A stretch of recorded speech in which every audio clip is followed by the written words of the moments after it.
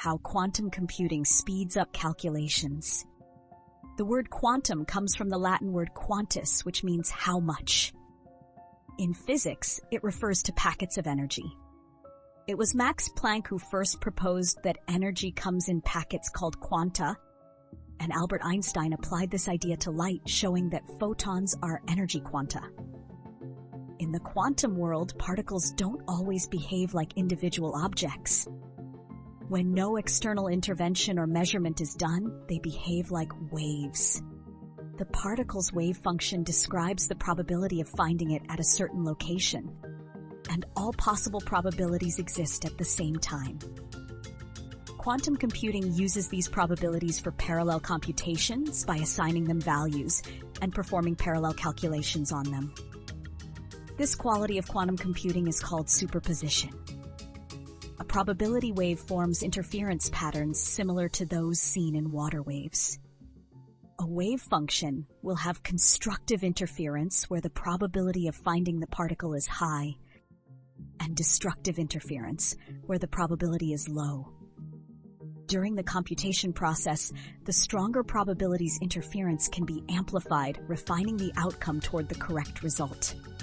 When an external interaction or measurement occurs, the wave function collapses, and the particle appears in a specific spot, providing a single value.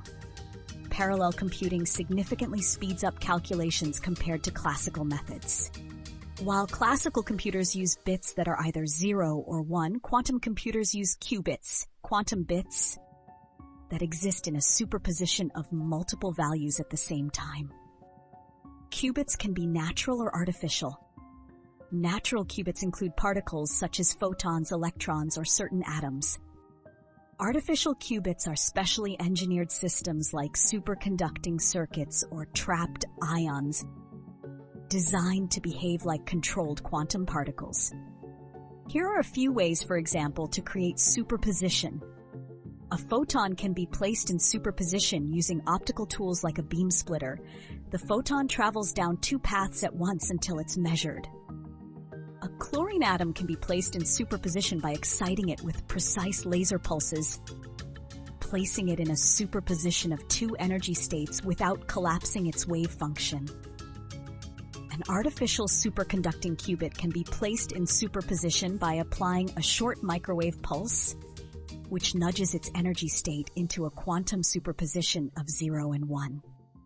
Let's see a simple calculation example and calculate the square of every number from 0 to 7, then find only the single-digit results. For setup, we'll place 3 qubits in superposition in order for them to represent all 8 numbers from 0 to 7 in binary format. Since 3 qubits can represent 8 combinations of 0 and 1, they can cover all numbers from 0 to 7 in binary. Every operation will be performed on the whole wave, thus on these qubits in parallel. To square each number, represented in binary, we apply the Toffoli gate, which duplicates the numbers. We add up each duplicated set using the C0 gate for the sum bit and the Toffoli gate for the carry bit, which is used in binary addition. For example, for squaring 2, we duplicate its binary representation and add it to itself to get 4 in binary. To present only the results with 1 digit, we apply a comparator that checks if the result is less than 10 and flips its phase to mark it. We then use constructive interference to amplify the probability of the marked results. Once the marked results are amplified, we measure the qubits. This collapses the wave function and reveals the results. So what did we do? Assigned qubits, placed them in superposition, created binary sets, duplicated each set, performed addition, marked the relevant results, and amplified them. Quantum computing offers a powerful new way to solve problems, significantly faster than classical computing.